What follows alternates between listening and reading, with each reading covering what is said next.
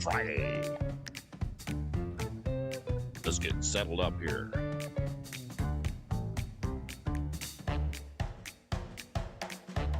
Settle up for the weekend. That's right.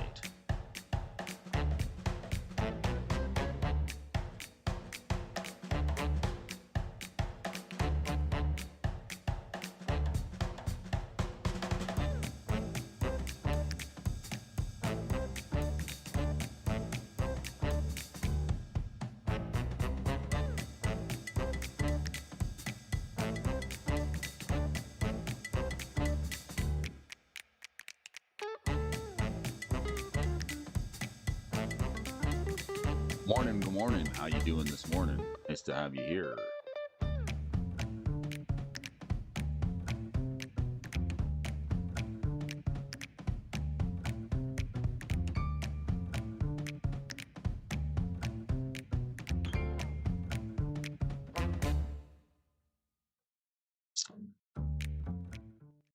Good morning, folks.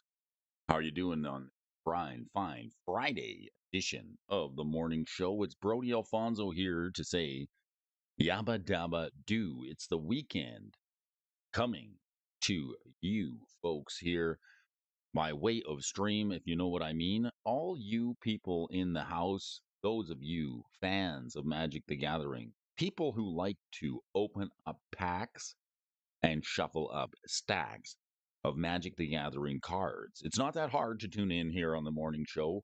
If you're up and early, you can catch me here where we discuss tracking the prices of Magic cards here together. What are you up to this weekend? Have you got plans for Friday evening? Perhaps you're heading to Friday Night Magic at your local game store, maybe to a buddy's place. Maybe a couple of your friends are just going to chill out. Wherever you are, I want to thank you folks for tuning in once again here on the stream. It's going to be a good one. I'm excited. It's about that time that we celebrate the Friday. Well, let's grab our coffee here this morning before we get started, and as per usual, we're going to need to warm up just a little bit here, get the chops running, make sure everything's working just fine here on the stream with you folks. And to do that, we're going to have a little sip of coffee.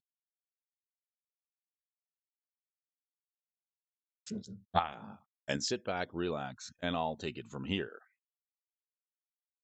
We're going to take a look at some AI-generated Magic cards here this morning. Let's take a look. Now, you know how this works. If the card is playable any way whatsoever, even if it's a little bit overcosted, if it's a functional Magic card, we're going to pass it. We'll hear this sound. The sound of the dinger.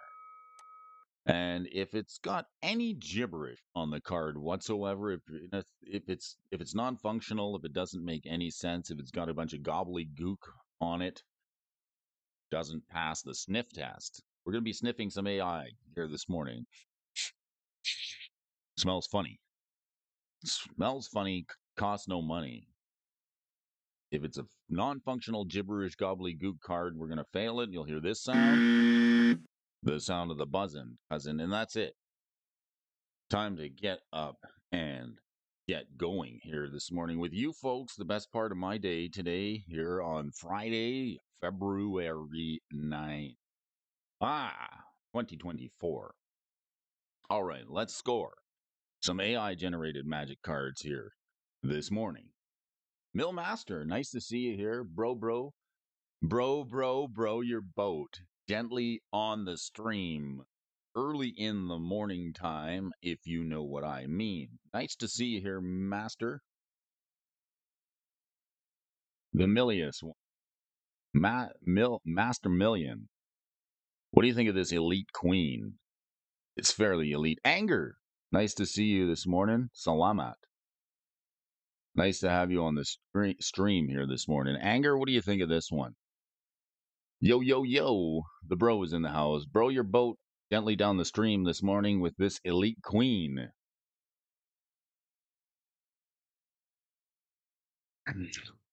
Shazam. What do we got here? An enchant that's green. An enchant that's green on the stream here for you folks. 2 green and 2 for this enchant that says if an effect would create one or more tokens under your control, proliferate. What? This thing's busted. It's good though. It actually works. Morning, Benson. Nice to see you here, buddy. Glad to have you back on the morning show. Having you back and ready to attack this Friday morning stream with me. This thing's fine. It seems, could you imagine this on a magic card? If you would get a token instead, you proliferate. That means you like roll up everything.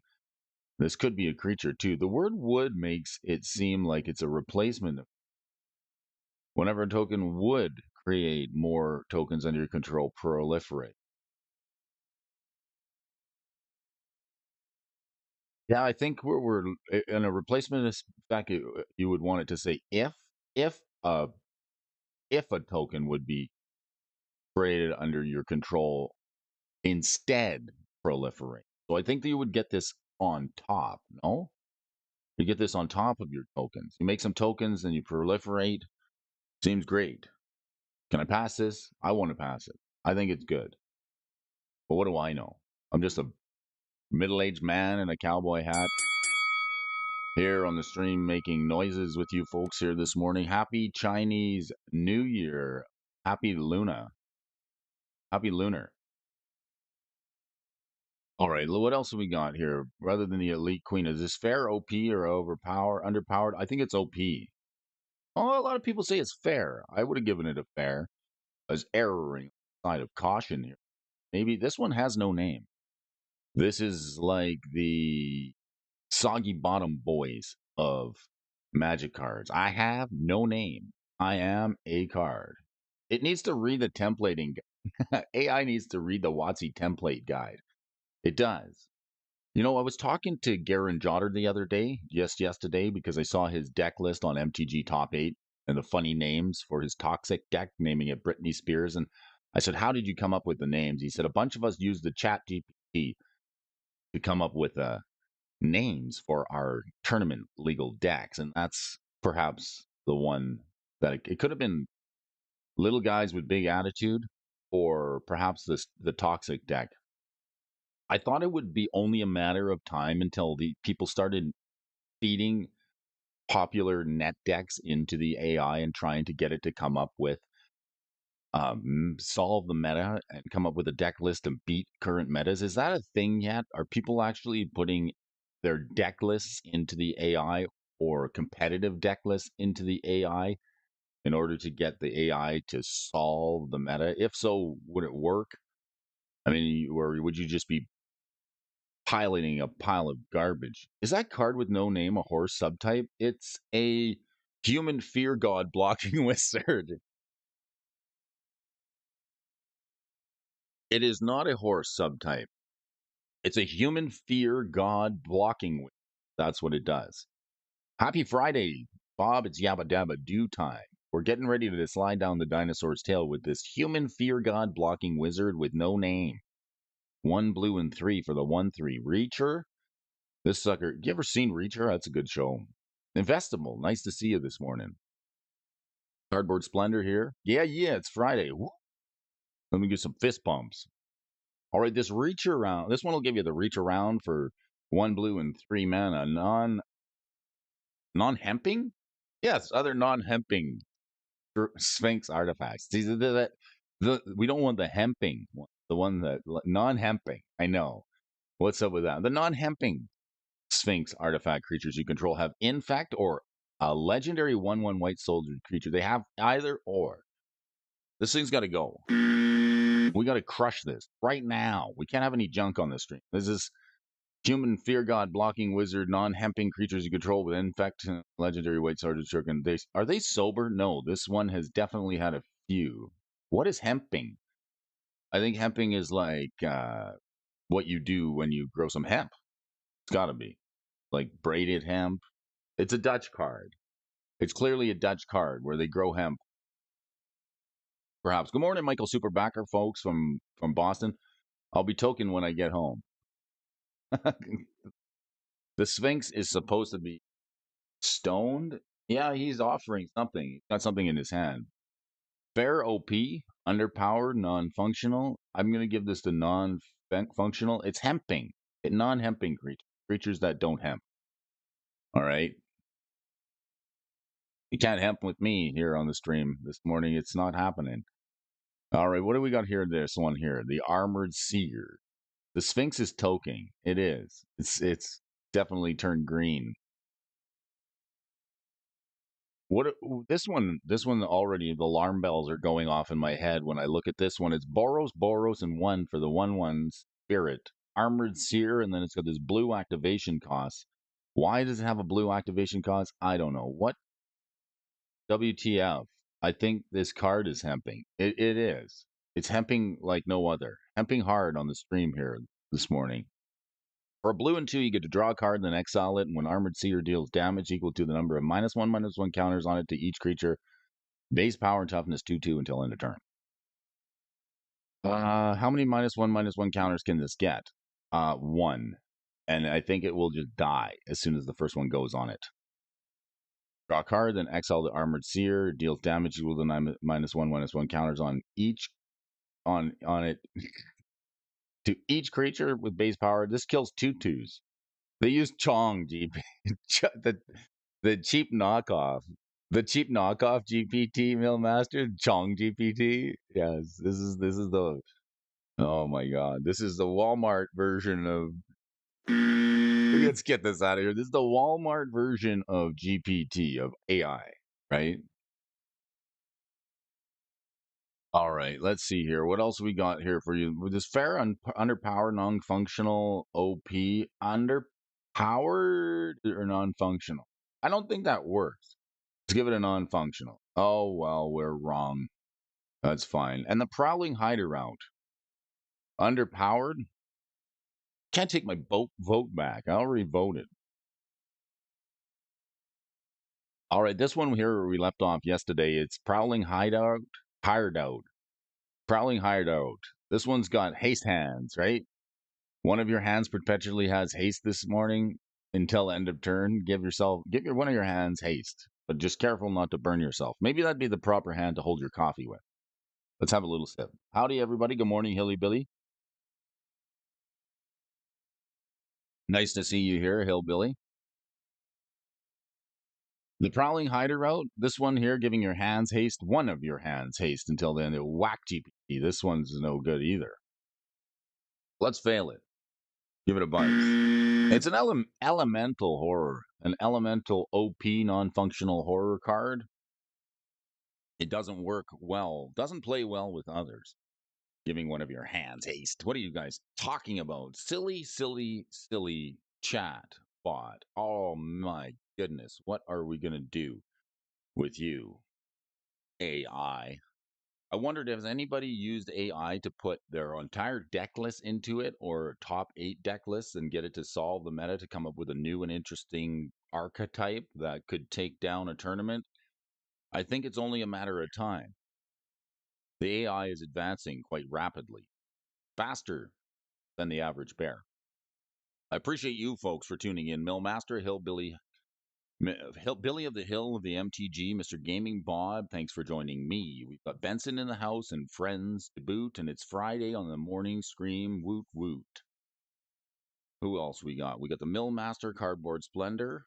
The stream is here to love you tender. And I have one question for you folks before we get into an awesome article. New writer for the stock desk here. Do you like tracking the prices of magic cards? Let me do it for you here on the morning show. And I want to give you folks a little bit of information. Help me out here. Okay. So I'm going to ask for a little bit of help with this one today. We've got a new writer from the stock desk, somebody that I have not seen or heard of ever before. And this article, I think you folks are going to like it. It's an exciting one and it's a little bit funny. And that's what I like to see on the show. So a little bit of a creative writing style here this morning is coming from Max Kennel. So if you folks could help me out before I read this article, I'm going to scream down to the bottom of the article. I'm going to get his contact information. I'll put it up there. I did a little research yesterday previewed the article. I was like, who is this character? Max Kennel. All right. He's got 14 subscribers on YouTube. He does have a channel. So if you guys can do me a favor, I think this article is going to be fun and I think it's going to be enjoyable and I think you guys are going to like it. So help me out here. I'm going to go and put the contact information for this young fella up on the stream. And if you could just say, Brody Alfonso sent me. All right. This is going to be an interesting article. Look at this one. All right, so this is Max Kennel. Max Kennel started playing Magic cards in the release of Shadows over Innistrad. His primary focus is EDH and Limited. Outside of Magic, Max can be found writing all sorts of stuff from prose to film, plays, and such stories as Jimmy Capolingus. His favorite commander deck at the moment is Mono Black Artifact Aristocrats and Ashnod Flesh Mechanist at the helm. So let's just go here for a second. The comic book wizard. This is who we have. I subscribed to him yesterday. He had 14 subscribers yesterday.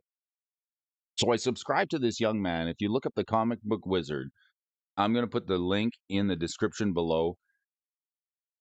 I tagged him on. Good morning, Dalton. Daltanian. Thanks for joining here this morning.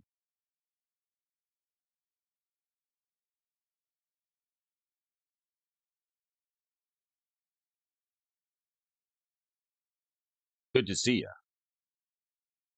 I'm going to put this in the chat here for you folks this morning. Hit up the comic book wizard. Tell him Brody Alfonso sent to say, I'm here for the Magic the Gathering articles. Please keep writing. Write me tender, write me sweet. Give me something more to read. All right. Discord 2. Thank you for the card. Oh, you did. You got the Aether Flux Reservoir. Very good, sir. I'm glad. Excelente. Excelente. Use it well. Just remember, don't shoot Brody for 50 points of damage. Shoot somebody else. All right. Let's get the chat running here this morning. I got an interesting article, and I think you folks are going to like it.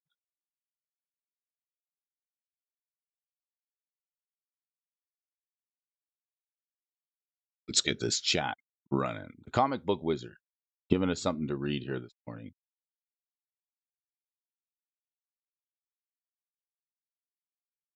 Dunsky, thank you for the card the other day. Excellent. Yeah, there was an impromptu Magic the Gathering play group that gathered on, what was it? Was it Wednesday? Wednesday evening. I had to work late and I've been hustling, working some late hours, and I was fortunate to make it down. I will not be able to make it to cards tomorrow night because it is a Valentine's Day get together happening this weekend, tomorrow night. So I know tomorrow is the day that you hit it with it last. I hit you with it last time. I'll hit you with it last. Deal ski. All right, hit me with the 50 points of damage last, right? Oh man, it was a funny game because there was before we get to this article, it was a very funny game because there was 5-player game, and one of the guys, Sean, he had a Winter Orb on the battlefield. He played Winter Orb around turn 2, and I unbeknownst to everybody on the battlefield, I was holding a Winter Orb in my hand as well. So then the Winter Orb went down. Sean became the target, and then we had Richie boy in the middle of two stacks players, and I established a strip mine Ramanap excavator lock with the Winter Orb on the battlefield. So I was playing the strip mine from my graveyard, and it was just like pick on the combo player, took him down to 1 land, and then finally, when the other 2 players have had enough of the Winter Orb player, they went and killed those 2 players. I untapped my lands. Oh, and there was also a Tabernacle on the battlefield. So now you have Winter Orb where everything has to, you can only untap one thing, and then now everything has an upkeep. So they said, well, we got to get rid of the Winter Orb player first. So they got rid of the Winter Orb player, and then as soon as they did that, they killed the next the combo player. He was out, and then I got to take my turn and untap all my lands. And then the first thing I did was play another Winter Orb, and you should have heard the laughter. Oh, it was pretty dark. Can't send them a message that you sent us. Yeah, maybe just hit him. Just put a comment on one of his videos there, unless he's got the comments turned off. Link doesn't work due to the @ Oh, well, if you want to look the fella up, it's the Comic Book Wizard 21242.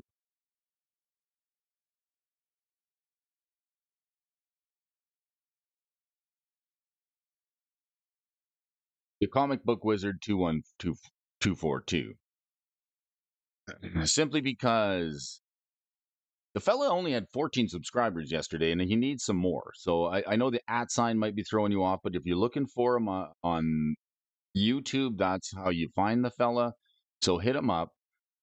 Just search the name and he comes up. Okay, good, good. Now, I did a little bit of research on this fella. Now, if you check out his social, this guy's an established writer. He's done some playwriting. He's done some, and he's won a bunch of awards. Like, look at his profile. For a young writer, I'm very impressed and happy to see that this fella is doing a bunch of writing for the Kennedy Center. He's won a bunch of awards. Let's give this playwright and creative author a little bit of attention here this morning because he's won plenty of creative awards. Playwriting, directing, and film contact awards. Look at this. I mean, I'm pumping this article here this morning, okay? Just so you folks know. Young man working as hard as he can to bring you folks some content. So let's read it.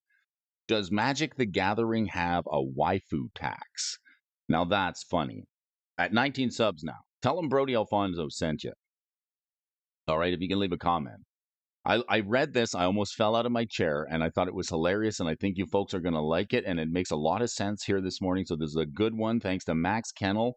Hit him up and say thank you for this hilarious article. I hope he writes more. Does Magic the Gathering have a waifu tax? Well, of course it does, right? Now, if you're asking yourself, like, what is a waifu? Does anybody know what a waifu is? If not, we're going to cover it here this morning. Welcome back to another edition of the kitchen, the Magic the Gathering kitchen, where we're cooking up some Magic the Gathering articles for you folks here today. So I'd like to thank you all for tuning in.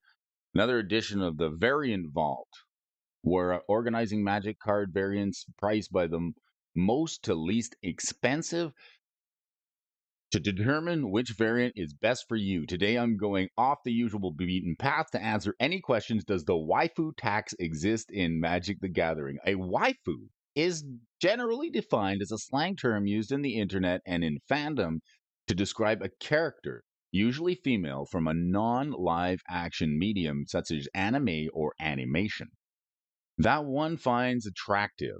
Okay, so some crush cards, some anime crush cards. A husbando is the male equivalent of a waifu, and for what a waifu tax is, it is the concept of a card or collectible being demanding a higher price due to the art showcasing a character deemed as a waifu.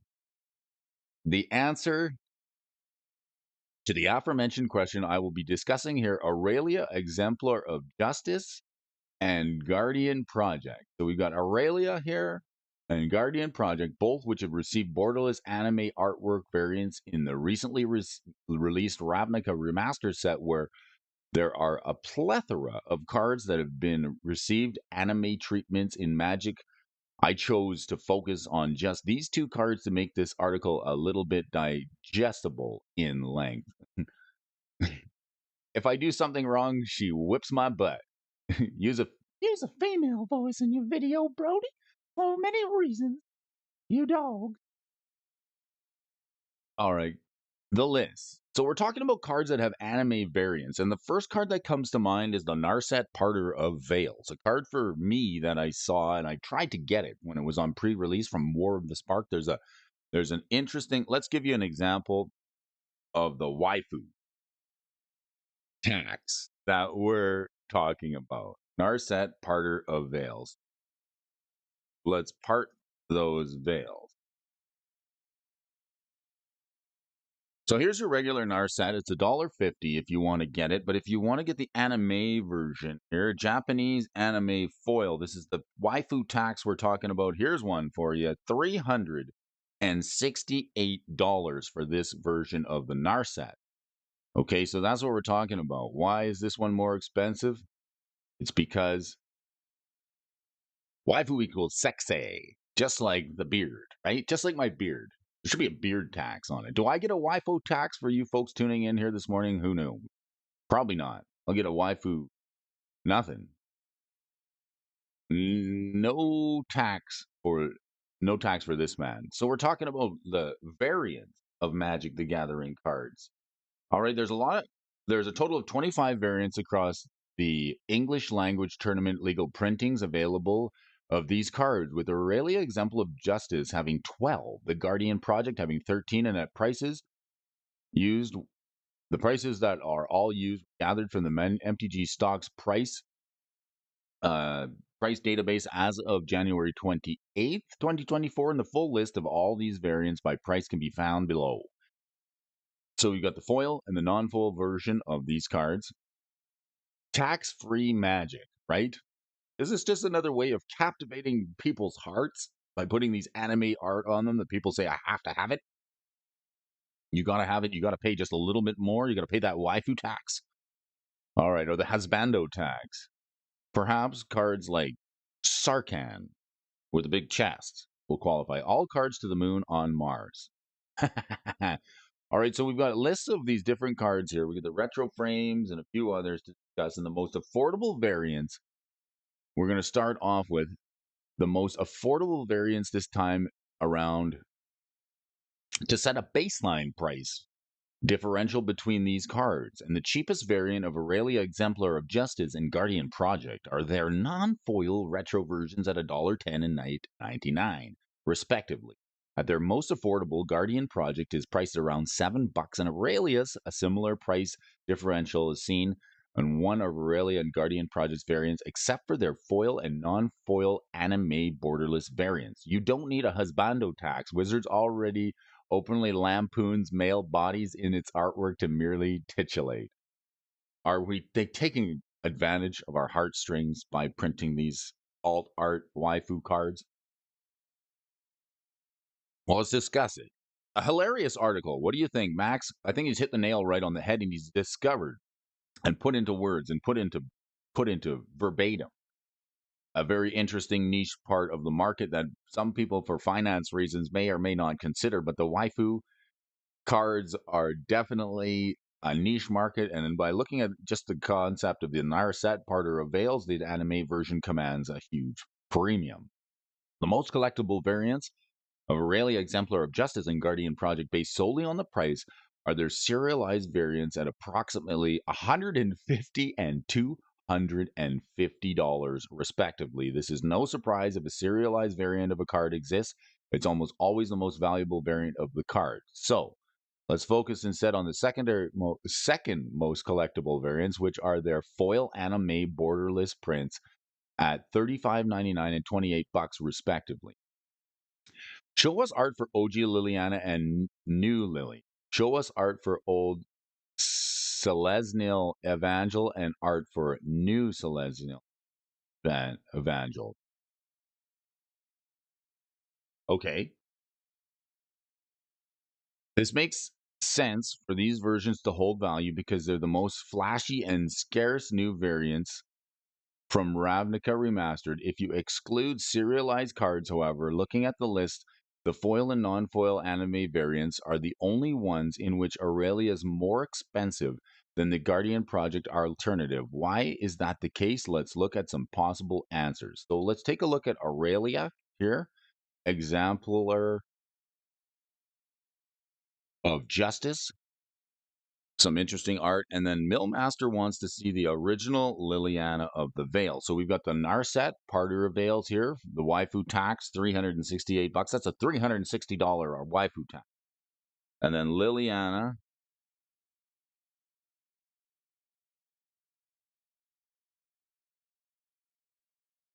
of the Veil.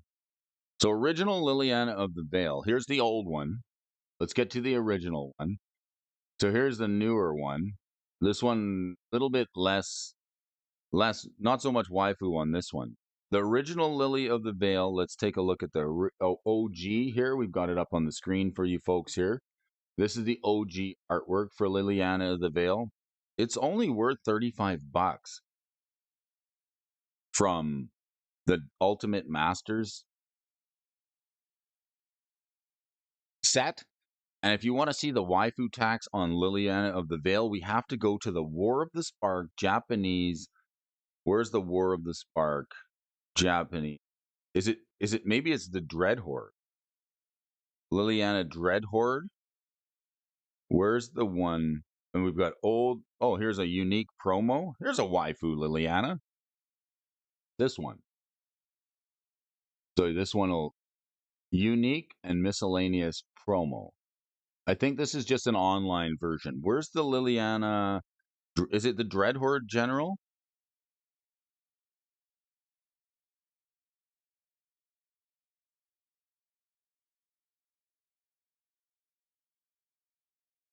This is the one.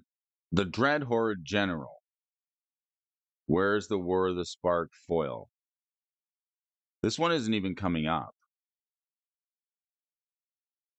Change version.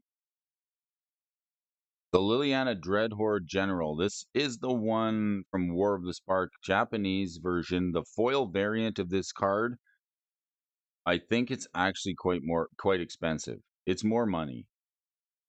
It's not showing up here. War of the Spark Japanese foil.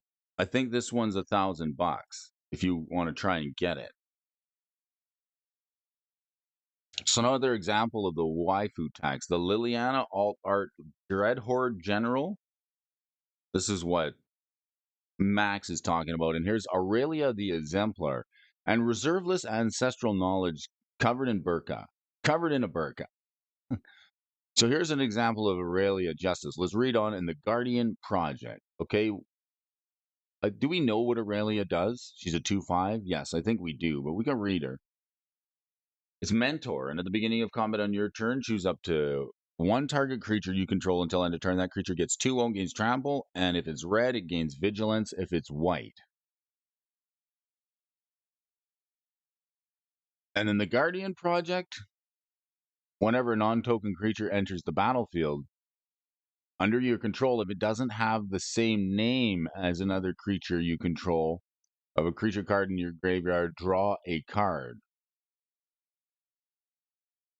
All right, playability, rarity, and scarcity. When we're looking at how desirable these cards are for use as game pieces, we know that isn't the answer. Currently, these two cards mostly see play in Commander, and when looking through CEDH Rex usage statistics for these two cards, Guardian Project, 130,494 of 1,616,588 eligible decks, or 9%, or dwarfs and Aurelia 1% in popularity. While Aurelia is a legendary creature and can be used as a commander, she only has a 313 decks to her name, which isn't a substantial enough of a number to demand such a premium based on it being a popular commander that someone would want to bring out. And then make these hard to get waifu subsets. Rarity and scarcity can also be ruled out as well because, as mentioned in the introduction, the anime variants for these two cards originate from the same set and have the same designation rarity of mythic. So, therefore, unless the borderless anime variants of Aurelia were short printed in Ravnica, remastered, printed at a lower frequency of the other cards of equal rarity in the factory printing sheets, which I highly doubt, someone is just as likely to open an anime borderless foil Aurelia from a booster pack of Ravnica Remastered as they are to open an anime borderless Guardian Project. So what's left? Well, at this point, Playability and rarity have been ruled out and as the cause of discrepancy. So, what other explanations are there for these prices and purchasing rate disparity? The contents of the unique treatment of the artwork present in the anime borderless variants of these two cards. In other words, the less played card whose art has an anime angel woman on the front and center is worth more than the card that is played more whose art has a shirtless anime elf hybrid in the front and center, because the demand for the art with the anime angel woman on it is high enough from the subset of players with enough disposable income to maintain its premium price tag in comparison to more affordable variants of both cards. So, is there a waifu or husbando tax in Magic the Gathering? Let's answer the question here. Quite a hilarious article. I think it's funny, and I think some people will understand what we're talking about. Yes. The answer, in short, is yes. There is a waifu tax.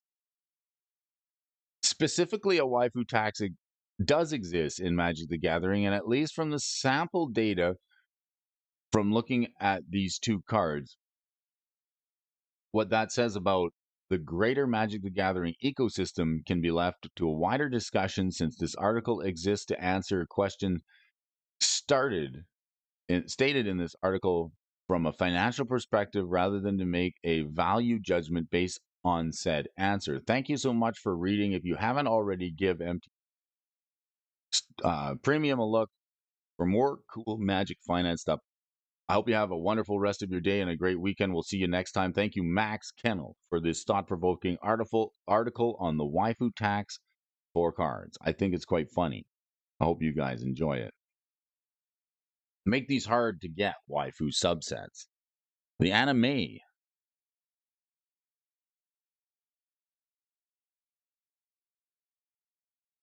I think that's a hilarious article. I really do.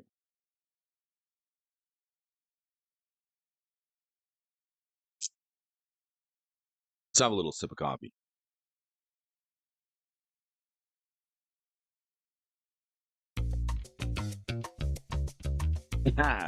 Make sure you pay the tax. What are you playing? Death and taxes or death and waifu taxes? Oh. Brody's frozen in the ice here. The old camera. Freezing up here. Let's see if we can get it going while we bring up the movers and the shakers here this morning.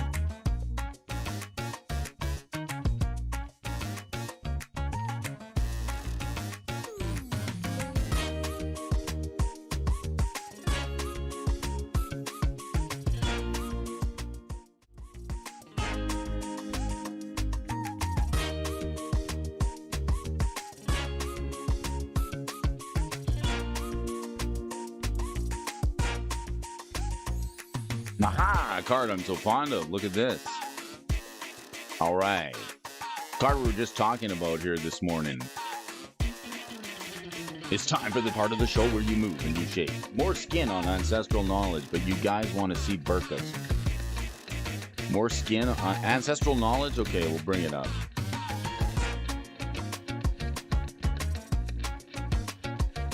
Weatherlight?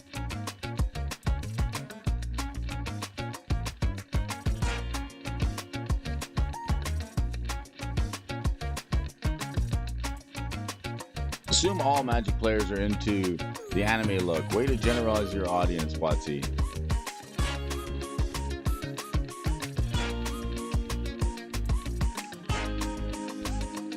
Benson, nice to have you here. Keep the comments coming. I appreciate it. It's Friday. We're going to have a little bit of a party here stream this morning. It's going to be a good time. Thanks for joining me, folks. They know their player base is 92% men. Settle on in. These are your movers and the shakers for the week, okay? The all list is everything in Magic the Gathering that's been moving this week in the tick up in price of card I was just talking about here this morning. Winter Orb. Here's a card that I can't help but think this is a very powerful stacks piece. Okay, as I was discussing just earlier, this thing is devastating in a four-player game of Commander. Players can only untap one land during each of their untap phase. Creatures and artifacts untap is normal. Good morning, DJ Long. Nice to see you. So, like I mentioned earlier, we're playing a little bit of Magic on Wednesday. Player one had the Winter Orb, and do you guys really like the waifu stuff? I think it's okay. I wanted to get one of all of the foil War of the Spark variant planeswalkers, and the only one I couldn't get was the Narset. I still don't have it. So sadly for me, I thought it was neat because I'm a bit of a collector. So I thought all these neat back when War of the Spark was still in print and the Japanese foil variants were coming out. I tried to get them on pre-release, and I wanted to get one of every one of those planeswalkers because I thought speculating on those would be not a bad way to go. They should make a creature Winter Orb. They should put this on a creature. I think so too. I think it would be great, like Collector Oath and Null Rod. So I picked up a copy of all of the foil variant anime art planeswalkers from War of the Spark, but then I couldn't get the Narset because it was sold out. And back then I'm like, well, it must be because, people like the art on it. I wasn't so fond of it from the perspective like I had to have just that one. I just wanted a one of everything. Well, Bob, there's probably 5% other, which is probably all men. So yeah. So a card that I was playing and that got countered. So player one played this. Sean played the Winter Orb, and then it went around the table, and I waited till I hit my 4 land drop, and then I dropped onto the battlefield cards that get around it. I dropped this card, and it was immediately countered because I thought it was hilarious. Um, because all of a sudden you're playing against players who are playing combo and snap win and Thassa's Oracle, and then player one plays a Winter Orb, and then I go, okay, sounds good to me. I'm fine with the Winter Orb because I'm running this card. I'm running, and the waifus are not well endowed. I'm playing this card, Wilderness Reclamation. So this was immediately countered, sadly enough. I thought it was good. This one gets around it. So if you're playing Winter Orb or you're playing against Winter Orb, this card is very, very good because it's an enchant for a 3 green, and it says at the beginning of your end step, untap all lands you control. I'm trying to put a lands deck together in Commander, using cards that play lands from the graveyard and play extra lands per turn, and cards that let you search your library for extra lands and put them onto the battlefield, like Cultivate, Harrow, Crop Rotation, and this card, Wilderness Reclamation, in order to make extra mana. It's just good fun. Slogurk is that dude. Yes. Slogurk, quite good. I might try to run the Slogurk. I'm running Kenrith at the moment just because I'm kind of undecided on color suit, and I don't actually have a copy of Slogurk. I wouldn't mind trying it. Seems good. Slogurk. So in a lands deck, let's look at Slogurk. The Overslime. This guy. When a land enters, is put into the graveyard from anywhere, you get a 1/1 counter on the Overslime. He's 3 mana for a 3/3, and then you remove 3 1/1 counters, you return them to your hand. When Slogurk leaves the battlefield, return up to 3 target land cards from your graveyard to your hand. So the Gherkin, he's hot dice. He's hot stuff, right? Slogurk is that dude. Actually, Tommy Siddons, you are that dude.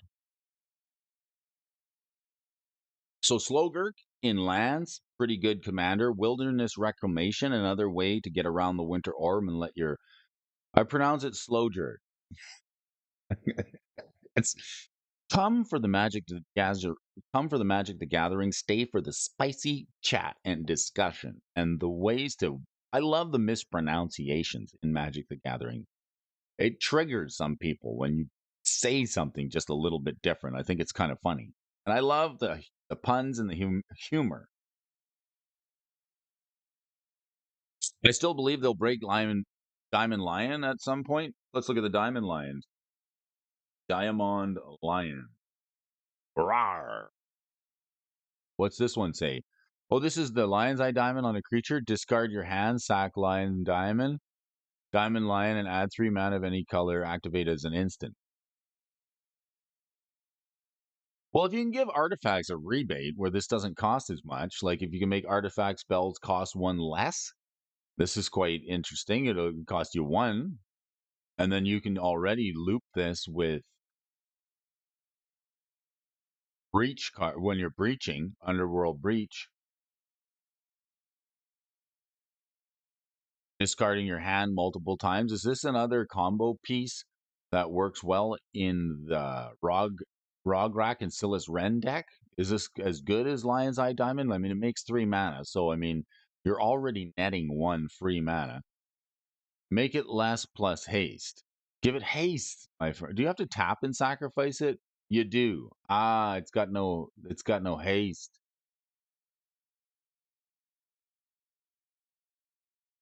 Yeah, it's got to be less and it's got to have haste.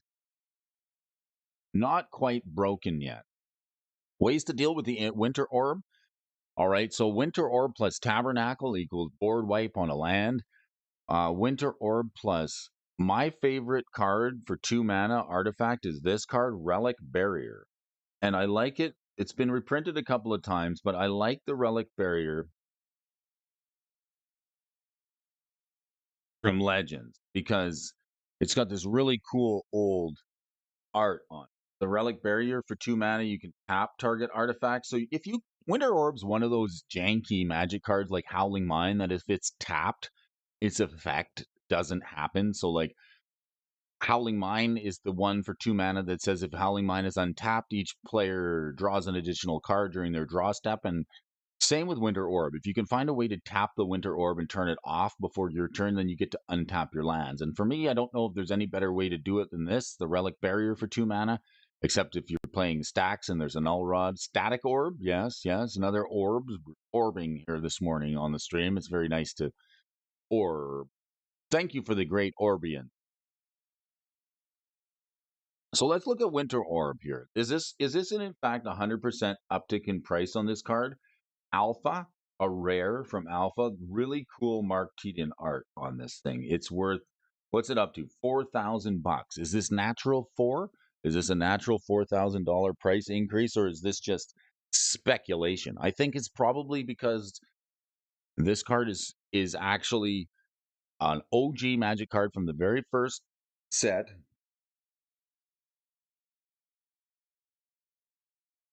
You guys like my shirt? One of us is right, the other one is you. I think this probably because this is an OG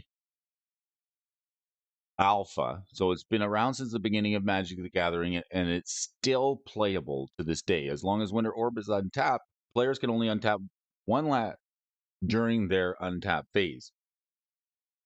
Let's look at the chart on this. And we're looking at stock patterns. Do we see any? Do we see any of these essentials, perhaps? Is there any of these stock patterns that are recognizable here?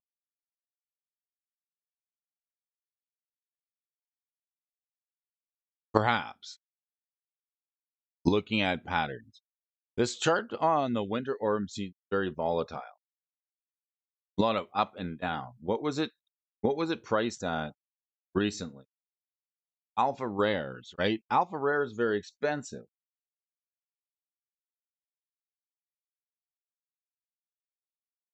Let's scale the chart back. Brody just wants to put lines on charts. That's what we do here in the morning. Been slowly stocking up on planes from cats and dogs. 1513. Really? I'm going to have to check that out. That's the card number. It's hard to look up basic lands unless you know the card number, isn't it? I found that very frustrating. So the fact that you know the card number tells me a lot. Tells me that you're watching that card and have been watching it for some time. Good morning, Dual Brain. Did you pay the waifu tax to get into the stream here this morning? We're talking about waifu tax On Magic the Gathering cards that have Japanese alternate variants, we're talking about Winter Orb and every card that's been moving and shaking the heaviest and the hardest this week. Talking a little bit of finance, the Winter Orb, and look at here. We take let's take Brody's tool. This up and down. This right here, or I've got my circle. This is definitely showing some volatility in this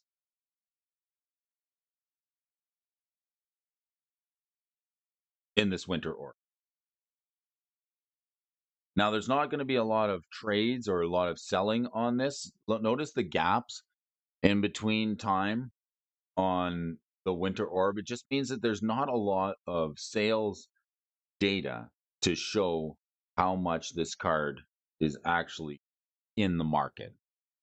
It goes up, it stays up for a while, it goes down. It goes up, it stays up for a while, it goes down. It's just kind of been ticking up in price on this Alpha Rare. Alpha Rare is not a bad place to put your hard-earned money, I suppose. Copies available on Card Kingdom. There's one for $1,500, and perhaps it'd be cool to play with Fast Bond. Yeah, it's too bad that Fast Bond is it banned in Commander? I think it is. Fast Bond. That's kind of what I want to do with the lands deck, is play more lands than other people. It is still banned in Commander, unfortunately. I want to play multiple lands a turn. I want to play lands off the top of my deck. I want to search for lands. I want to put them onto the battlefield, and then I want to have a way to get an extra untap step on all my lands. And for the fact I want to have most of my lands do something. When Brody want to see funny sales data, check out how many Karlov Manor boxes are selling on TCG. Is there a lot? Is there just a few? When your chart goes into square wave mode, you know you got low sample size. That's what I'm trying to say, Millman. Thank you. There's the comment that I'm looking for. You've got a low sample size when it goes into square mode. I appreciate that. That's what I'm trying to say. There's not a lot of volume to give a really smooth chart on, right? When it goes into square mode, it's like blocky, chunky, right? It goes up for a while and then it only takes one sale.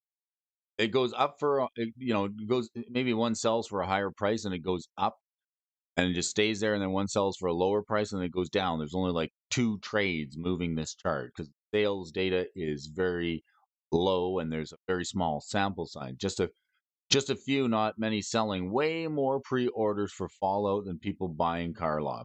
I have to do some research on Fallout because I'm a little bit confused about that set and like what it means. Look at this. Another card on the top. Movers and the shakers here this week. Wheel of Fortune from Unlimited. The Unlimited Wheel. This one.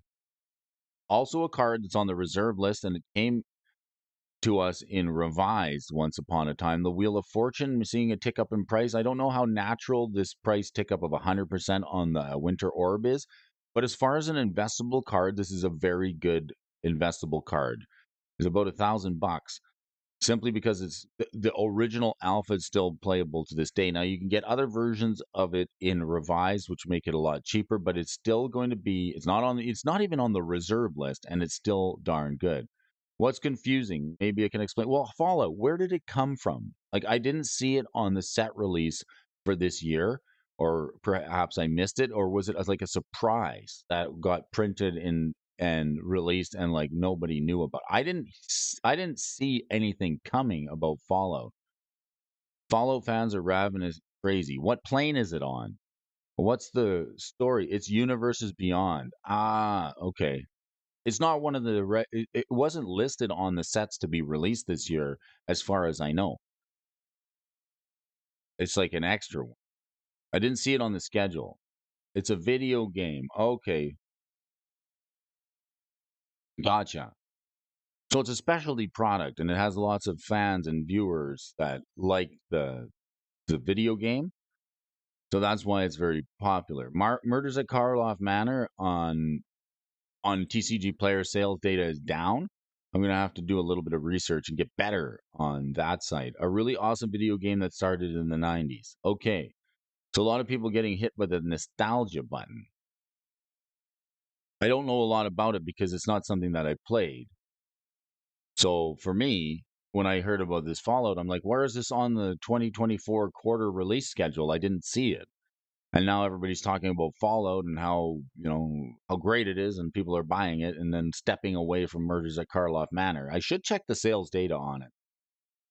Wheel of Fortune, very much so. The popular franchise, so popular that, as Tommy Sidden said, they're making a series on Amazon for it. Oh, wow. The old new the old ones were awesome. The new ones are fancy shooting galleries. I think of it as post-nuclear war. Oh well, Fallout is the term to describe post-nuclear war, I suppose. Isn't Yeah, the fallout from the nuclear blast. There's an existing fan-made Fallout series on YouTube. Oh. The extent of my knowledge on Fallout is exactly what you folks have told me today. I have to do a little research. Like I said, this set Fallout caught me by surprise, caught me off guard. $819 for the unlimited wheel. You know what card I found? Here's one for you. Wheel and Deal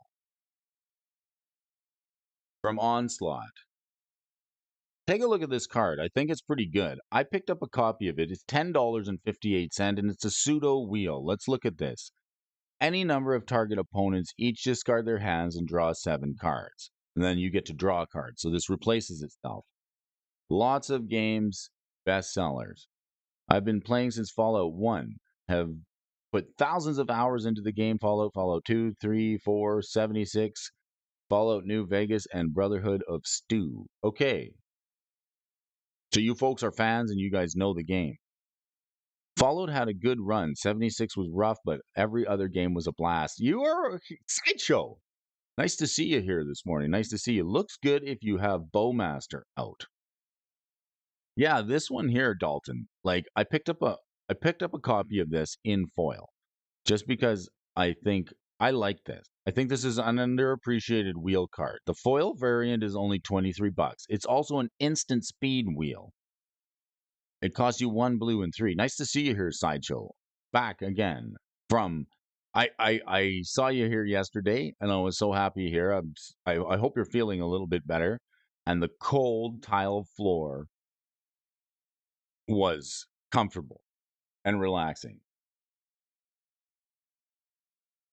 Check this one out. Instant speed, any number of opponent each discard their hands and draw 7 cards. And then I've also picked up a copy of this card to try and deal with the wheels a little bit better. Dream Salvage. Instant speed. 1 black or blue. Draw cards equal to the number of cards target opponent discarded this turn. So if you can hit the Dream Salvage off of a Wheel of Fortune, say you hit a Wheel of... Put this Dream Salvage in your deck, right? Nice to see you here, Sideshow. Put the Dream Salvage in your deck. If you draw it off a Wheel of Fortune, then you can just play this and draw another 7 cards because everybody's, well, up to the number of cards people are discarding. So if somebody has a heavy hand, or it's Pulse Notion Thief. Yes, it's sort of a Notion Thief. This card seems pretty strong and never seen it. That's what we're talking. Good to be here. Thank you. I'm glad you're here. I've been trolling you in the comments for some time, and I'm glad you found your way over here because I've been hoping that you would join us. Been trying to gain your interest here in the stream. So I'm super happy that you made it and that you're tuning in and you're part of the Brody Alfonso community here where we talk magic cards in the morning and we discuss prices and cards. I like to find cards that people are like, I haven't heard of that. I never really saw that one. I overlooked that card. I didn't really hit my radar. So Dream Salvage, I like the Dream Salvage, the Wheel and Deal, and Dream Salvage especially with Wheel of Fortune. So Wheel of Fortune says each player discards their hand and draws 7 cards. So I'm always looking for ways to get more procs off the Bowmaster or procs off of cards. And I want to be the one who's drawing more cards because some folks just draw too many. And I'm going to have to either stop them from drawing cards or I'm going to have to draw a few more myself. So I picked up Dream Salvage. I think it's good with wheels. You get to draw extra cards. I just enjoy hitting it big and winning tons of bottle caps in the two Vegas casino. Always thought it didn't make sense when he showed up in that DLC where you in the war simulator. Prox? LOL. You play Diablo 2, Brody?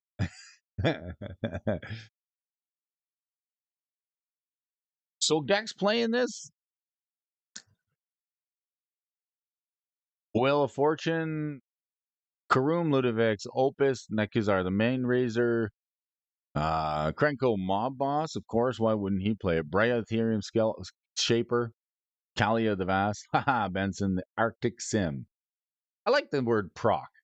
No, okay, so if you guys ever there's a YouTuber that I've been following for a number of years since he was like at less than 1,000 subscribers, and his name is MTG Original Dex.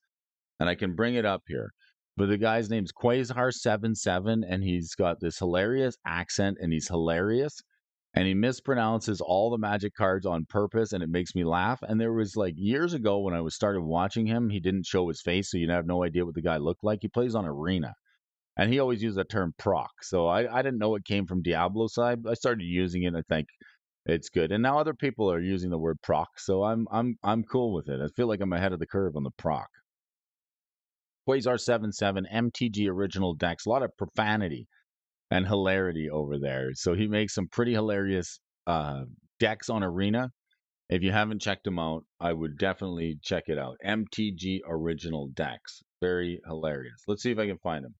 MTG original decks. Quasar77. Speaking of waifu anime, right? MTG original deck series. Quasar77. He makes these original arena decks. This must be banned. The strongest deck. Do nothing and win. Uh, pure cancer, pure cancer. The deck is insane. 70% win rate. Your deck is dust. This card is busted. This must be banned. Very funny. Just some funny Magic the Gathering gameplay. That's where I heard the term proc first. Now, if the waifus look like this, right? Yes, I don't know where he got this. I don't know where he got this thumbnail, but again, I do like the gameplay and the commentary. Like if you get a chance to watch it for maybe like 5 minutes, you'll know what I'm talking about. It's pretty hilarious. I like things that make me laugh. Underground Sea Arena is all garbage and it's rigged and poorly programmed. Oh yes, and he talks about that in detail and how Arena is rigged and the shuffler is broken. And he'll actually start calling out like what's going to come up next because he knows if he gets the matchup that's not favorable, he's like, and they're going to pair me against something that just beats this deck. Underground Sea, speaking of dual lands, what do you folks think of the new Surveil land? Now, having a discussion on Wednesday with the play group, the Surveil lands didn't seem all that great in any format other than standard. Do you think they're going to be good enough to make it into EDH or any other formats where they'll have an impact? It's hard to know. The sentiment between Sean and Richard was that no, they come into play tapped, so they're not good enough to make it into CEDH, and they won't take up a slot for a card like Underground Sea. Now, as far as standard goes, the surveil lands, people are putting up all kinds of stats on Twitter stating like if you add just one of them to your deck, your win rate percentage goes from like a 51% deck to a 54 or 58% deck. Some of the stats that people are putting up on the new surveil land seem outlandish to me, like an 8% increase in synergy. I bought one of the blue black ones for my legacy doomsday deck. All right. You just want to get something into the it's great for slow doomsday piles. Yes, it seems like a little bit slower. Now, my sentiment was say you're playing a reanimate deck or something that plays out of the graveyard, is it just one more backup mechanic that can get you something into the bin? I saw people using it with Archon of Cruelty and Persist, especially in Standard. So I thought, well, maybe it's got the potential to be just like another way to put something into the bin. Dalton wants all three for his junk deck. I think it's just going to take a little bit to see if that gets solved in the meta game. And in the meantime, the price point for the Surveil lands is only $3 to $4. Now I remember the Triomes. Speaking of lands for Commander, like this is a Mac Daddy. Mac Daddy. This is the Mac Daddy of all of the dual lands, the Underground Sea. Right. This is the GMAC, the Bomber, the the Chupalupa, the best. This is the best. It's the Underground Sea. And then we saw the Triomes come out when they were printed, and I thought, hey, those seem neat. I got to pick them up. They're only $3 or $4. Are the Surveil lands because they're fetchable? Are they going to be an investable? This just makes me think of the Surveil. I don't have any of the new stuff yet. Nothing. Zero.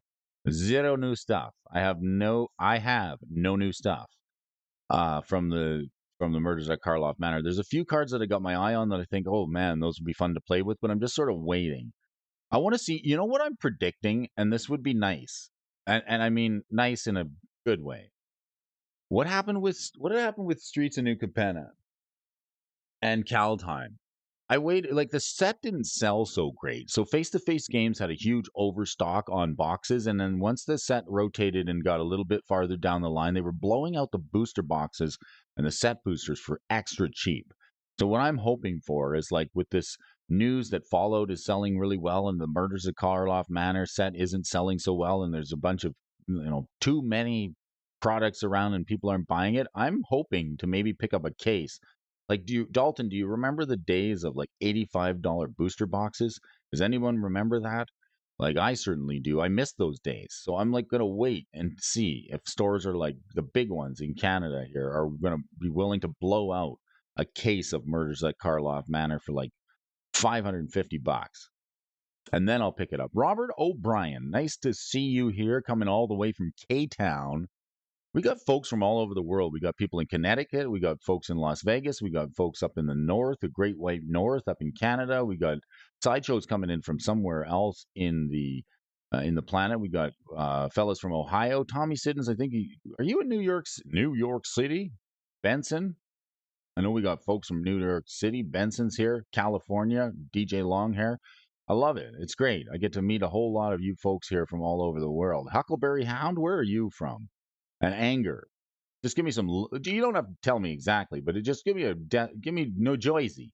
You're from New Jersey, eh? Hey, Benson's from New Jersey. All right, give me a pizza and a couple of Sculbonia. That's right. I have to look that up. I'm gonna write this down. Sculbonia. I gotta figure out where that is because somebody thought it was a meme, and I'm like, no, I think Sculbonia is actually a real place. All right, next up on the list here this morning, where's everybody coming in from joining me? Waifu Send. You're from Waifu Send? Oh boy. Had to look, right? It's in TN. Dude, I picked up 2 cases of Baldur's Gate for a price so low y'all wouldn't believe it. Hot dice, where are you at? Kentucky. You're from Kentucky, MTG? Nice. There's a few jokes that go with Kentucky. We'll leave those off the air for now, but I'm sure you've heard them all.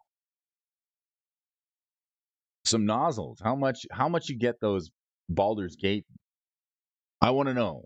You got some cases? 2 cases of Baldur's Gate. Bahamas at the moment. Oh, I've been to the Bahamas with Mrs. Alfonso. We went on a trip there. And like the tallest is it just me? But I remember the tallest building in the Bahamas only being like 2 to 3 stories. It's like really short because they have so much wind there. Did you eat the jerk chicken? The jerk chicken? The economy was really rough when we were there. 20 minutes from the New Jersey border, right outside New York City. I got a Kentucky joke. Mitch McConnell. Ha ha ha. All right, let's check this out. Eureka. Eureka.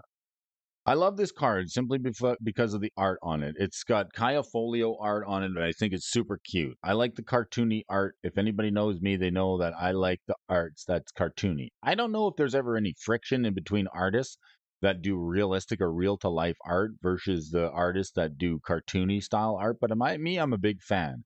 And how do they mix those two types of artists together when collaborating on a set? It always makes me wonder. It was a question I wanted to ask at Magic 30 to Richard Garfield in the artist panel.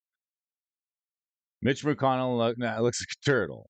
I picked him up for 420 set boosters right at the height of We Hate the Gate. That's the way to do it. Hot dice. I like it. I like it. Hot dice. That's the way to do it. That comment. I know, right? Wait, and then like I picked up Nuka Penna for like $85 a box or something. And there's triomes in there. And the triomes were only $4 to $6. And I was like, hey, I need to get these triomes. Maybe I'll just pick up some sealed and try and get it at a discount rather than picking them up later. Can you make this work in anything other than Legacy and Commander? Is it just a more money show and tell? What decks are playing it? Omnitel, right? Omnitel's running it. I am Omni. I will tell you. Omnitel. Black Blue Omnitel is playing it. Eureka's a cool card because it says starting with you, each player may put a permanent card onto the battlefield from their hands, and you get to keep doing this until nobody wants to put a card onto the battlefield. So you definitely want to put this in your favor. Do you have Eureka? I have an Italian Eureka. Yes, I do. It is on the reserve list. And it's one that I do have. Yes, Eureka. I like the art on it, and I picked it up. I wasn't reading I didn't read the listing on eBay carefully, and then when it came, I looked at it like it's Italian because the listing was all in English. It's like one Eureka, and then I didn't read it closely, and the text is so small, and the name I think is still the same. So I was like, okay, and then I got it, and it's Italian. So I got an Italian Eureka. I only have a couple of Italian cards. I got a Mystical Tutor, a Tutoro Mystico from Dual Brain that I opened on a repack break over at the Dual Brain channel. I think we're doing Prophecy next, and that's some decent stuff in there. So I'm very, very interested to see what happens there. This card, let's take a look at the chart on it. I cracked one to sell a box to my boy, just getting into Magic. I'll think about it. We are doing Prophecy. We are Prophecy. Yeah, yeah, yeah. $25 a pack for me. Oh. Look at the Eureka card trending down in price. This thing's taking a tumble, and it's funny because like now the prices on the reserve list for high-end cards like this have been stabilized, and they've been like drifting lower and lower over the time goes by. And if you ask me, I have been studying this George Tritch's chart since the coof, and I'm really sold on the George Tritch periods to make money chart. I'm thinking like markets are cyclical. It's a fact. They do sort of repeat themselves. It's going to be a while before anybody has any like disposable income to spend on reserve list cards. So I'm not really worried about seeing any buyouts on the reserve list until like late in the end of this year or even 2020 late because prices are still low. So like you're getting primed to be bought out some of these reserve list cards, but they're not going to be. The thing is if you're buying them, you're going to end up sitting on them for at least until 2025 and a half or 2026 in order to offload them at a higher price. So people maybe just slowly we're in an accumulation phase right now for all of 2024 and 2025. And then 2026 is when the economy should start to turn around and people actually have money again. Maybe we'll have a shakeup in leadership or lack of leadership. Maybe we'll actually have some leadership, right? Shivan Dragan, the unlimited one, coming in fifth from the 1, 2, 3, 4, 5. Yes, I can still count to 5, which means I can play burn because I only need to count on one hand. So I can count to 5, fifth from the top. Shivan Dragan, a really, really iconic card. There's a fella in Hawaii that has like hundreds of copies of this. And I don't know if you folks follow Daniel Chang, but I know a few years ago I saw a video with him. He went and visited somebody in Hawaii who had like a whole room full of just Shivan Dragon from older sets, alphas, betas, unlimited, and graded copies. So, like this card, just based on art alone and nostalgia, is sought after by some people in groups. So, what are we looking at for the Shivan Dragon? It's sort of fallen out of favor. Now, this is another card that kind of gets me a little bit upset because look at what's gone on here with some of these secret lair bozo secret lair shenanigans. Okay, you can get an alpha for $12,000. And then where's this? The 7th edition foil. Okay, I could see this being worth a couple. With burn, you only need to count to 21. If you have to count past that, you're lost. Where's the stupid promo? There was some silly promo for the Shivan Dragon. I don't even see it here. But it was like one of these really new art cards that they were giving out as a promo. Another card that I don't see here on the Goldfish site today. I didn't see the foil version of the alt art waifu Liliana because we're talking about waifu premiums here on Magic the Gathering and the premium you pay if you want a waifu card. I didn't see that one, and I also did not see this Shivan Dragon special edition promo that people were selling for, like event promo. People were trying to sell for like thousands of dollars. I think it's ridiculous. Like a new printed card like that. To me, it just like I'd rather buy the old stuff. Why would I buy something that was printed like 6 months ago for that really, really high inflated price point just because it's got some fake scarcity built into it? It's like it's rare. It's a new Shivan Dragon. And it's just like there's only so many of these event promos. I'd rather spend the money on the older collectible stuff. I think there's more upside on the older stuff than there is for the new stuff, especially in promos and one of a kind and serialized cards. I haven't sold me on it yet. I'm not taking the bait. Wizards is not going to hit me with the hook. It was at one of the Magic Cons, I believe it was either a random insert or a tournament prize. I think you're right there, Sideshow. Thank you for that. Let's see if we can find it here on the MTG stock site. Shivan Dragon. Let's see if we can find the version that we're talking about. Now, some people said there was like, it looks like he's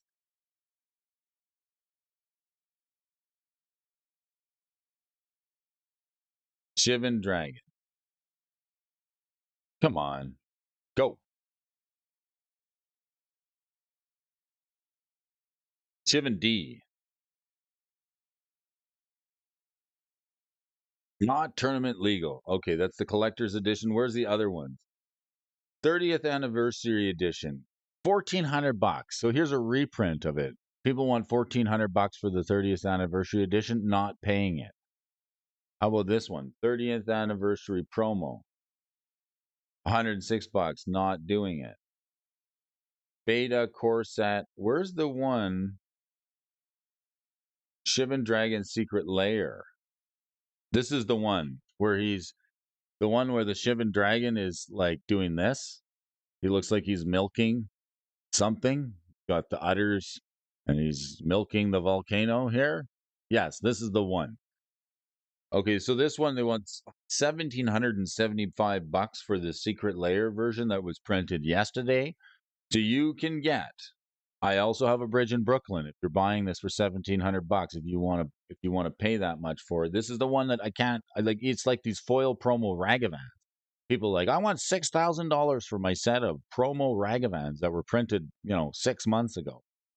I think you're crazy. Absolutely makes no sense to me. Shivan D milking the udders of the volcano. That's right. He's got the Shivan D. He's milking the volcano. He's got the milkers going. He's got it going on. Remember that earlier this morning we called it Haste Hands. This card here, Shivan Dragon. He's got this prowling hider out. One of your hands perpetually gains haste until end of turn. They cast this on him. He's got the hasty hands, prowling hydra. One of your hands gets haste until end of turn. That's what he's got, the hasty hands, right? There he goes. Not gonna happen. But the monkey is playable. I know the monkey's playable, but I want cheap monkey. I want the cheapest piece of monkey cardboard that I can find for a new printing. Ah, something like that. Like I mean, for $1,700 for the Secret Lair series Shivan Dragon, I'm more apt to go and try and find like what's the unlimited? I mean, I know it's white border, but I mean, you can get a seventh edition foil for that price, can you not? Am I wrong? Yeah, you get the seventh edition foil for that same price. I just can't believe the inherently printed like scarcity that they built it into these new prints. I'm not sold on it. I know some people are like love it. It's the newest hotness. I don't want that card. I'm definitely interested in buying your bridge. I can have an appraisal done if you're serious about selling it. Yes, so I'll give you the address. It's in Brooklyn.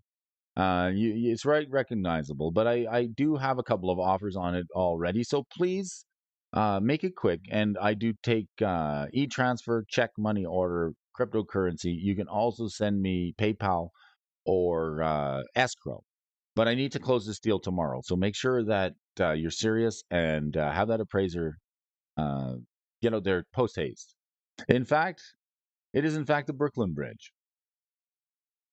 Indeed, green dot only. All right, so Taiga. I like calling it. I call it Taiga. I know this is another one you can mispronounce. Give me some more mispronounces for this one. Taija, Taiga. This one will get people's ears burning if you say it wrong. Oh, it's Taiga, Tuga, Tortuga. How about that? I'll call it Tortuga. A decent card. If that will get a reaction from my opponent and make their ears burn, there's been a few times. Do you take do I take those? I don't take those types of favors, unfortunately. Uh, I've made people quit or tilt I've tilted some opponents. Taiga uppercut. Is that how it's said? Is bags full of gold and silver bullion acceptable? Yes. Yes, bullion. As long as it's not the soup kind of bullion. If it's beef stock bullion, or chicken bullion, I do also accept that. Taiga, another card that makes me think of the Surveil lands and what's going on with the Surveil lands. I don't think they're going to upset these anytime soon, but perhaps. And the Nettling Imp. Well, actually, let's take a look at Taiga. Okay, so when I got back into Magic, you know what I was paying for Taiga? $75 Canadian, which is like $3 US, right? I was buying these and I bought a play set for $75 when I got back into Magic and near mint, and I was like, oh my god, I could almost come to my stream. I pronounce every card wrong. I know. I love them. Twiddler's here. Mr. Florida himself, Florida man, enters the stream, mispronounces magic cards, and everybody loves him for it. It's fine. Morning to you, Twiddler. Nice to see you here this morning. Taiga, card that I was paying $75 for in 2017. I picked up a playset and never looked back. Now, this is a card that's quite interesting. It was deemed one of the few unrespectable, uncollectible dual lands. But look at this thing here. It's starting to tend, it's been drifting. It's like a drifter. It's like Breacher, the drifter. It's been ticking down in price, and now it's going to see a little bit of a price uptick. I would say we still have another year to go with softening on these cards on the reserve list. Taiga is Russian. Taiga. Decks using it, while all the Gruul all the yeah, the Gruul decks are using it. And Nettling Imp, I really thought this card was awesome. Like when I just got into Magic the Gathering, this card had art on it that was so captivating. I'm like, man, this has to be such a good card. Look at it. It's a 1/1, it's black, it's 2, it's got all this text on it. Let's read it. All right, it says tap to force a particular I love the old wording, hey. Tap to force a particular one of opponent's non-wall creatures to attack. If target attacking creature cannot attack, it's destroyed at end of turn. This tap should be played before opponent's turn, before the attack step, may not be used on creatures summoned this turn. So the Nettling Imp, very cool art on this card. I just love it. I think it's fantastic Quentin Hoover art. I can't say enough about it. The guy who does Headless Horseman and a few other cards. So does anyone own all 10? So this is from Revised. Does anyone own O-Town? So this is only from Revised. The Taiga? No. Sorry to mislead you there, Mr. Superbacker. It's not only from Revise. I picked up the Revise copies because they were the cheapest ones. And back then, that's like, I mean, you got to be on a budget somehow. So I didn't buy like the older one. Now it's also in, it is in Alpha Beta Unlimited as well. But that's where you're going to get into these black bordered ones, Michael, that are going to cost a lot of money. Like the black bordered beta is 4,620. The alpha doesn't even have a price on it, and the unlimited version is $720. Unless you want the 30th anniversary edition, I would recommend to anybody who wants to use the dual lands, get proxies if you want to use the dual lands. Nobody cares where I'm from. Revise are played copies. ABU is for collectors. Good point, Millmaster. If you want a playable copy, get the revised copy. That's usually why I always go straight to the revised. And I don't know why. Because I always like to play the cards. I do. Sorry about that, Michael Superbacker. I'm glad to see you here this morning. I'm sorry I didn't clarify that, but thanks for asking the question. I gotta move on the Shakers list here this morning. I gotta keep moving on the Nettling imp. I gotta move down the list here for you folks this morning. I appreciate you, Michael. Lots of love there coming from Boston. There was a man from Boston. He drove a mini Austin. He was here on the stream, if you know what I mean. But Taga flew out, so we lost him. All right. Nettling imp. If you like the art nostalgia, I would recommend you go for the oversized. Is there an oversized version of the Nettling imp? See, card that this was played with was Royal Assassin. This is sort of where I thought you would go with the Nettling imp. It was another combo card from in and around the original sets, Alpha, Beta, Unlimited, and Revised. Let's go to the Revised copy because it's definitely going to be a little more cost effective. Destroy target tapped creature. Oh, oh, you meant the dual lands. Go for the oversized dual lands. I like it. I have a couple of oversized cards here, but I don't have any of like the big ones, like the powerful ones. I thought the Nettling Imp was meant to go with a card like this: destroy a tap creature. So you use the Nettling Imp and you force your opponent to attack, and then you get to kill it with the Royal Assassin, which destroys any tap creature. Nettling Imp, also a card that's playable in old school because it's from the original block. $91 for the beta. What's the unlimited version worth? $5. $5 for the Nettling Imp. It's a rare, is it? No, it's uncommon. Let's take a look at the chart on the Imp. Let's imp down this chart. Imp My Ride. I think I should do a Imp Vehicles deck, and then we could call it Imp My Ride. Definitely seen some action on this card. Like Millmaster was saying earlier, I really appreciate the comment that you made earlier because it was spot on, and I've always struggled with my words and to try and make the words every time I talk, the words just don't come out right. So when you have this blocky, chunky up and down, it means there's not a lot of sales data and not a lot of supply to move the chart smoothly. It's very low volume, which makes this chunky, blocky type of a movement. Goes up for a while, comes down. And one card or very low sales volume generally moves it. Any decks using it these days, it's hard to even know. Raphael, the fiendish savior. What does Raphael do other than being a Ninja Turtle? Have you seen Super Fast Tortoise? Mr. D-Rock? If you have, tell him I said hello. What's Raphael, the fiendish savior?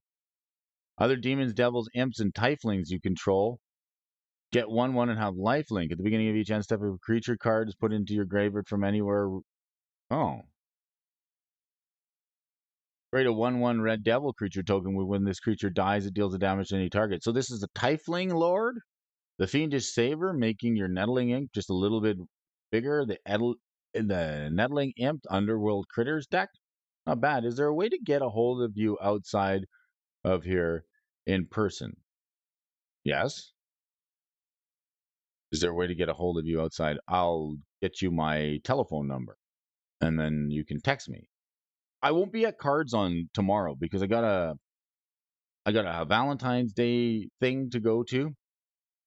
But yeah, Twiddler. Oh, Discord. I have Discord as well. Are you on Discord? That's even better. Because Discord, I can check it throughout the day. Look at this workshop. Shopping on the workshop. Going down, down, down. Here's a card that, oh, it's too expensive. How far is this thing going to go? It's so expensive. A card that why is Ghostly Prison on the list? Let's see. Ghostly Prison. Why is Ghostly Prison on the list? Well, because it moved up 59% and it's one of the top movers in the shakers for the week. Let's take a look at it.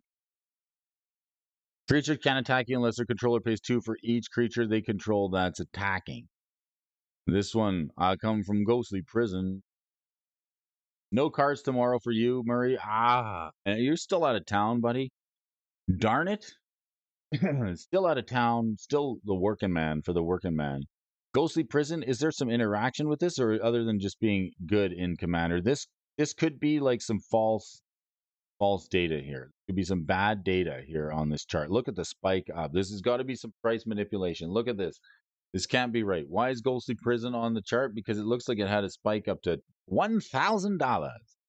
It's probably a $10 card that somebody mispriced, and it's driving up the market listing price for this card. It doesn't mean it's worth that for some of these spikes, right?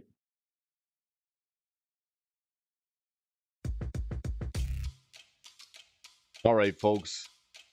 I want to thank you folks for tuning in on the stream here this morning. It's been a slice. Nice to see you here. All the folks and the fans of Magic the Gathering who have tuned in to join me on Friday edition. It's Yabba Dabba Doo Day here. Whoa. I want to say thanks to Twiddler for awesome Black Lotus background.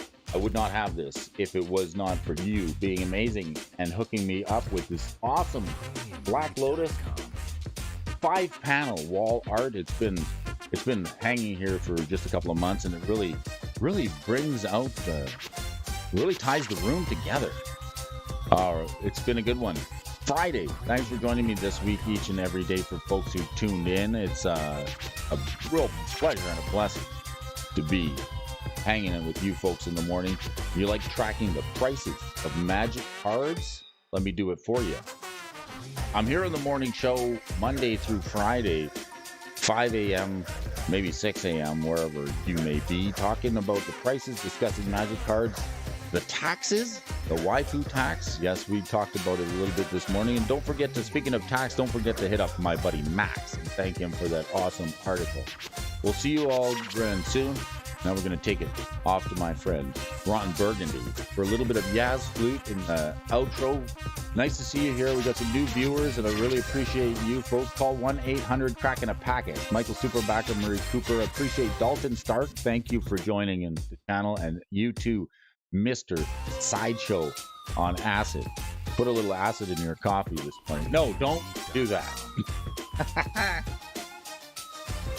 No Masters here, Hot Dice, nice to see you. Thanks again. Robert O'Brien coming in from K-Town, another local. Homeboy, Home Skillet. Will it kill it? Will it deal it? And eat it as a meal. Happy Chinese New Year, I suppose. Happy Lunar New Year.